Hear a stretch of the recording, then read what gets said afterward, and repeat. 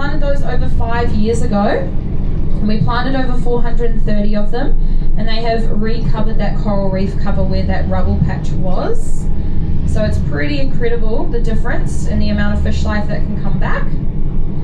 Now, it's not a be all and end all to fix the reef, it's actually to help alleviate pressure for our corals. So they go through a lot of stresses, which can be water.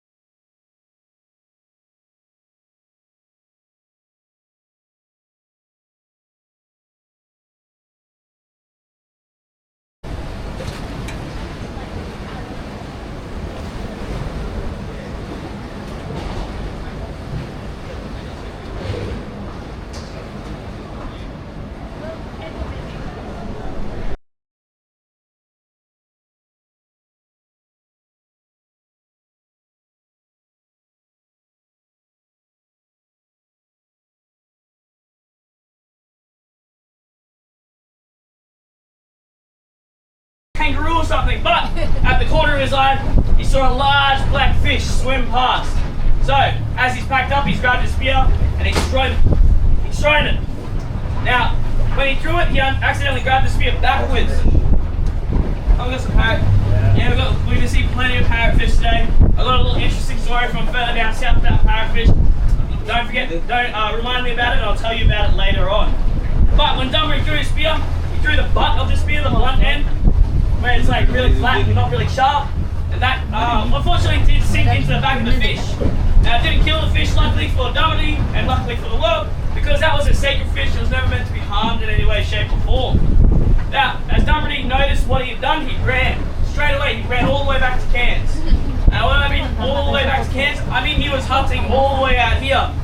About another 10, maybe another hour out that way, which is towards the continental shelf. So, that way. Towards the continental shelf. Now, the continental shelf was actually kind of like a beach back then. That was where the ocean met the sea, ocean met the land, and that's where Dunbury was hunting off the beaches. Now, as he saw what he'd done, he ran straight away. Didn't even look back a single time as he's running back to Cairns. And when he got back to Cairns, he tried to tell his elders what he'd done. He couldn't find them because they were already up on the mountainsides. They noticed something was wrong. The skies went really dark and grey. The animals, the insects and the birds in the rainforest went quiet. Since they were on the mountaintops, and we're seeing right now behind us, they could see what was happening. And they could see as Dunbury was coming higher and higher up the mountainside, closer to Cairns, so was the water following him. Because if Dunbury looked back, he would have noticed that fish was still alive and it was shaking, trying to get the spear out of its back. As it was shaking around, it was actually stirring up the water to such a degree that it was going from nice, calm, beautiful day to violent, turbulent, like 10, 20 feet waves. So they were massive waves crashing around him. But he didn't notice, he didn't care about it. He ran, that's all he did.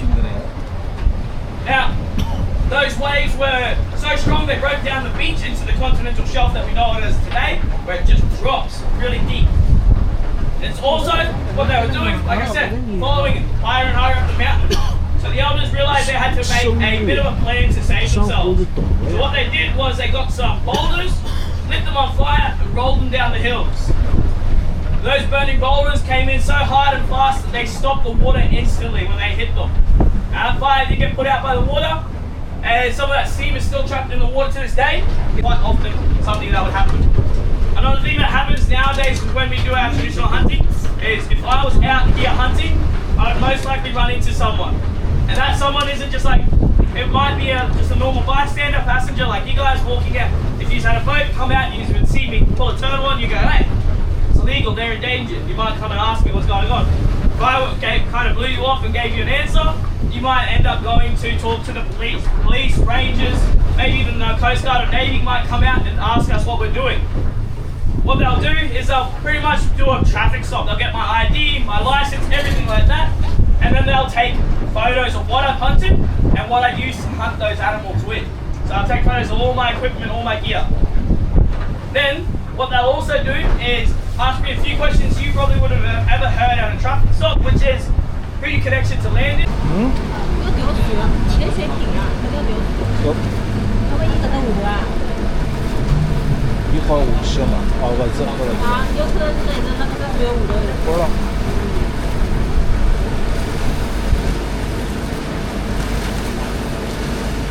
我这水黄带了就不用。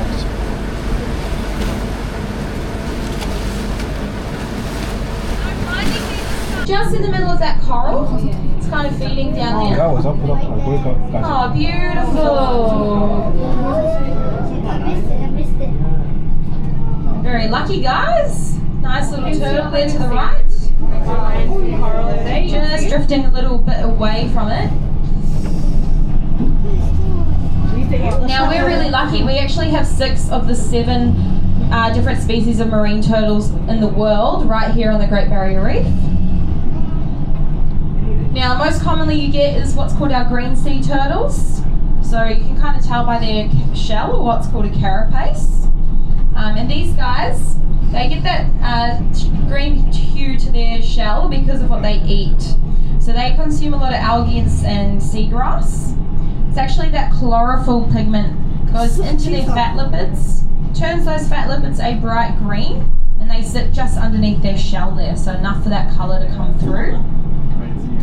Now they're lung breathers just like us, so normally they've got to come up for air every few minutes, take a couple breaths up to 10 minutes and then go back down. But they definitely can't sleep like that, so what they'll do is they actually tuck their shell into a piece of coral and then they lower the beats per minute of their heart rate to the point where they can hold their breath for up to 5 to 7 hours. So pretty crazy lung capabilities. Now that was a little female.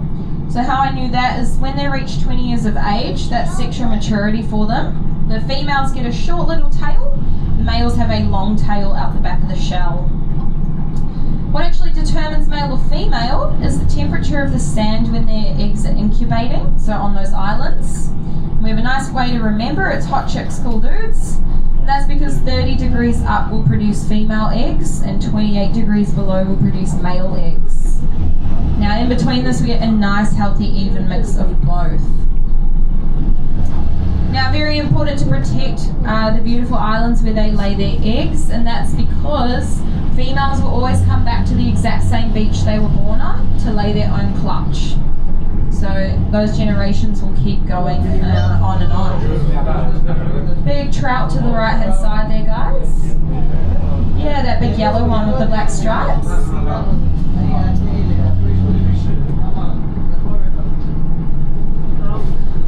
So like I was saying, each one of these coral structures, they're actually made up of hundreds of what's called coral polyps. A group of these tentacles, they can actually detach off the reef, float around and then reattach to another part.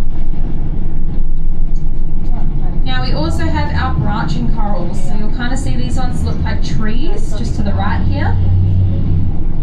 These corals are some of our fastest growing. So they grow anywhere between 10 to 20 centimetres per year. And how they form is they stack about 2 to 3 of those polyps down on that base of limestone, and then they piggyback or stack the rest on top of each other. And that's how they can grow up towards the light like that. But, oh, got a big giant clam to the right there, in that coral there. Another big giant clam. Yeah, so that's how they can grow up towards that light. They put about 2 to 3 stack on top, but that does make them a bit more fragile because not all of those polyps are attached. So often when we get these cyclones, they're the first ones to kind of break, but the first ones to recover as well. Awesome guys, so we're just going to start slowly making our way back to the pontoon. I'm going to go upstairs, help tie up the boat, but please stay seated. I'll come down and let you know when it's safe to disembark. Otherwise, thank you so much for listening. I hope you guys enjoyed.